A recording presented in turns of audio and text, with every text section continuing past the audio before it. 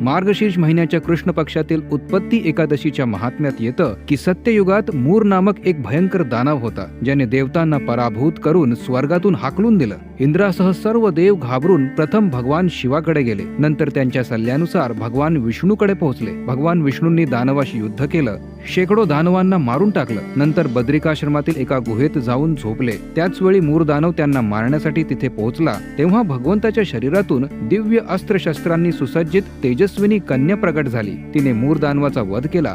भगवान विष्णूंनी जाग होऊन विचारलं की हे कोणी केलं. तेव्हा कन्येने सांगितलं की तिने मूरचा वध केला. ती कन्या साक्षात एकादशीच होती. भगवान विष्णू प्रसन्न होऊन एकादशीला सर्व तीर्थांमध्ये मुख्य, समस्त विघ्नांचा नाश करणारी, तसंच तिचा व्रत उपवास, धन, धर्म आणि मोक्ष प्रदान करणारा हो असा वर देतात.